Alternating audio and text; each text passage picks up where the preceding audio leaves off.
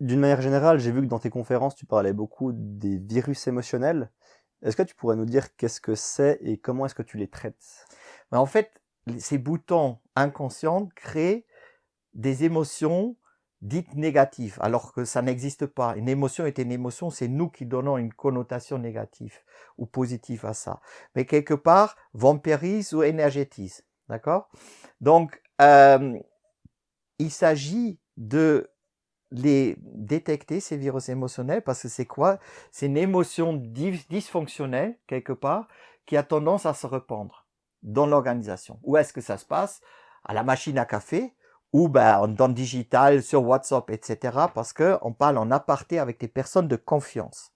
Donc, il faut déjà pouvoir les faire ressortir, les structurer. J'appelle ça un recueil de perception. C'est-à-dire, avoir les perceptions des personnes de leur vécu qui le partagent. Et comment traiter ça, disons, comment faire ça, c'est que les non-dits puissent sortir quelque part, qui restent pas à la machine à café, mais qui rentrent dans le groupe. Et pour cela, c'est important d'instaurer une sécurité psychologique. Et la sécurité psychologique, en gros, veut dire si je me sens à l'aise ou je peux oser dire quelque chose que je ressens, sans être pénalisé pour ce que je vais dire.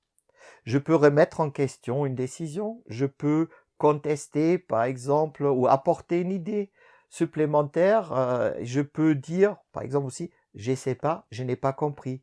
Tout ça, ça fait partie d'un cadre de sécurité psychologique et je dirais ce que j'appelle faire de l'argent, hein, donc l'art de traiter avec les gens, c'est de créer cet espace, de créer cet espace sécurisant où l'être humain est traité comme un être humain, d'accord?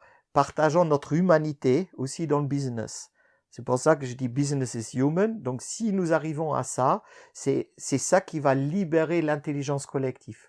C'est la base du travail de l'intelligence collective. Avant l'intelligence collective, il y a l'intelligence protectrice. Et l'intelligence protectrice, c'est nous allons nous concentrer sur nous protéger. Notre intelligence, notre énergie intelligente va aller dans le sens comment je peux éviter quelque chose et pas comment je peux partager quelque chose. Et si nous n'adressons pas cette intelligence protectrice, mais nous ne pouvons pas aller dans l'intelligence collective. Et ça, c'est pour moi le grand défaut du débat, comment déclencher l'intelligence collective. Parce qu'on parle toujours du comment le faire et toute l'opportunité, mais on ne parle jamais du qu'est-ce qui empêche cette intelligence collective à fonctionner. Et ça, ce sont des virus émotionnels qui ne sont pas thématisés, et il n'y a pas d'espace sécurisant. Quand tu vas en entreprise, comment est-ce que tu aides les gens à créer cet espace sécurisant, pas qu'ils soient péjorés après par ce qu'ils ont dit?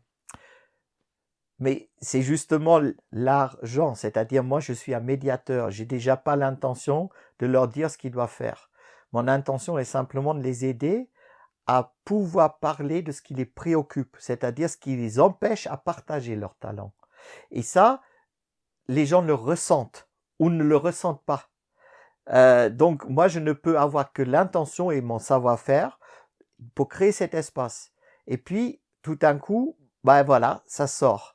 Et après, les gens sont tout contents en disant j'aurais jamais cru que je pouvais dire ceci sans être pénalisé. Ça se décrit pas, il faut le vivre. Et ensuite, une fois que les gens ont vécu que c'est possible, c'est là où tu peux l'instaurer dans l'entreprise. Mais ça va, c'est pas par les livres, c'est pas par des articles. Il faut le vivre concrètement et pas seulement une fois, mais sur le long terme. Et à ce moment-là, ça devient une habitude, ça va devenir une partie de la culture d'entreprise. Et aujourd'hui, quand tu vois les entreprises qui fonctionnent bien, mais c'est là où il y a cette possibilité d'avoir cet espace sécurisant et de partager son ressenti sans être jugé pour cela. Un virus émotionnel est une émotion dysfonctionnelle qui se répand dans une organisation lorsqu'on parle avec des personnes de confiance. Pour éviter qu'elle se répande, il faut créer un cadre de sécurité psychologique pour que l'humain ose être humain et qu'il ose exprimer ce qu'il ressent. Grâce à ça, on va libérer l'intelligence collective au sein d'un groupe. Tu as beaucoup d'expérience dans les relations franco-allemandes Et suisse. mais aussi suisses. Pourquoi est-ce que ces relations sont aussi compliquées à gérer et où se trouve la Suisse dans tout ça? Alors, le franco-allemand, justement, le problème, c'est que nous sommes tellement proches parce que culturellement, nous avons une histoire commune, nous sommes tous européens. Et donc, l'erreur est de dire, parce qu'il y a proximité géographique, que nous sommes très proches aussi dans notre mentalité. Par exemple, quand on parle de la Chine, du Japon, de l'Afrique, bah voilà, c'est loin, donc si c'est différent, c'est normal. Ici, nous avons une culture commune, chrétienne, même catholique, protestante, mais voilà, quelque part, globalement, comme on dit en France, ça doit quand même aller ensemble. Et quand j'ai commencé à mettre le doigt là-dessus, c'était en 84, parce que j'ai remarqué que français et allemand ne fonctionnaient pas de la même façon. J'étais dans une banque, les Français sont toujours venus me voir pour leur expliquer comment fonctionnaient les Allemands. Et j'ai dit, mais pourquoi vous venez me voir moi? Je suis allemand aussi. Ils disent, non, non, tu n'es pas allemand, toi, tu es sympa. Hein. Et donc, c'est là où j'ai compris quelque chose de fondamental pour donner une petite réponse, parce que j'ai fait des séminaires de 3 jours sur ce sujet, donc ça dépasse largement le cadre. Mais en fait, nous, en Allemagne, nous avons appris à séparer la relation des affaires. Donc, dans la relation, je suis factuel. Et ensuite, quand le business est fini, nous avons signé le contrat, nous avons fait le travail, mais je vais boire avec toi un verre et puis on va s'amuser comme des fous. Toi, en tant que Français, tu vas penser, ah ben super, mais finalement, Joren est un gars très sympa et maintenant, on peut travailler autrement que uniquement factuel. Et puis le lendemain, on arrive ensemble au bureau après une soirée arrosée, bien fêtée. Et puis, je vais te dire, bon, voilà, Sébastien, je suis toujours pas d'accord. Hein. C'est des conneries ce que tu dis là. Voilà pourquoi et comment on va faire. Et toi, tu vas te dire, mais c'est quoi ça? C'est quelqu'un, hier était tellement sympa et tout d'un coup, il est froid et distant.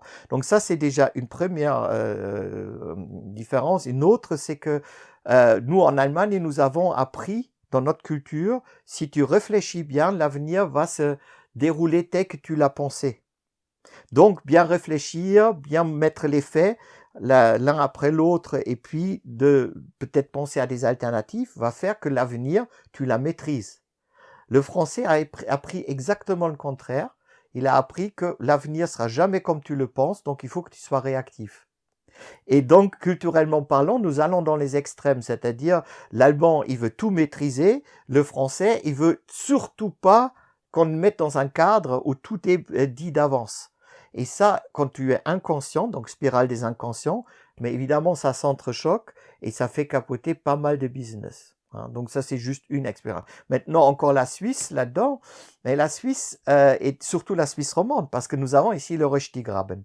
Et le Röstigraben est en miniature, ce que le franco-allemand est un énorme fossé. Le Röstigraben, c'est un peu ici en Suisse romande, c'est le relationnel qui est quand même important. Nous allons nous rencontrer, boire un verre ensemble, sympathiser entre guillemets. Et donc à Zurich, ils disent, ici ils font la fête, ils travaillent pas, ils sont pas très sérieux.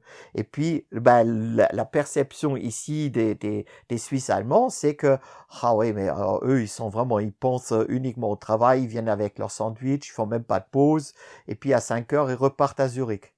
D'accord? Donc, nous avons une perception de l'autre qui est, là encore, en fonction de notre programmation du pilote automatique. Et donc, la Suisse, quelque part, on peut dire pour vraiment un résumé, j'appelle ça la simplexité. Hein. Les choses sont beaucoup plus complexes, mais à la base, elles sont très simples. L'Allemagne est le pays de la raison. La France est le pays de l'émotion et la Suisse est le pays de la relation. Donc, la force de la Suisse, c'est apaiser une relation, médiation, faire en sorte que tout le monde puisse trouver un consensus. La force de la France, c'est sortir des sentiers battus. Hein, donc, ne pas accepter l'existant, aller toujours plus loin, remettre en question. La force de l'Allemagne, c'est structurer. C'est de poser les choses, de les réfléchir, de les regarder avec un peu de distance.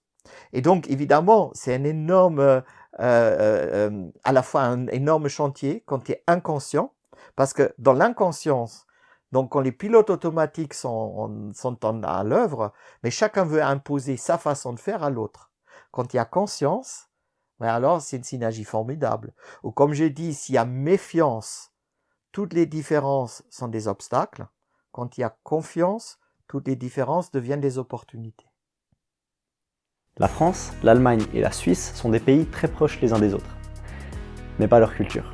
Les gens de ces pays sont très différents et ça se ressent dans les relations durant des affaires. Il faut simplement en avoir conscience pour que toutes nos différences deviennent des opportunités. Yoron, je te remercie beaucoup pour ta participation et tes précieux conseils. Mesdames et messieurs, Ideast, c'est la rencontre avec des gens qui vont au bout de leurs idées. Je vous retrouve prochainement pour une nouvelle interview et d'ici là, portez-vous bien.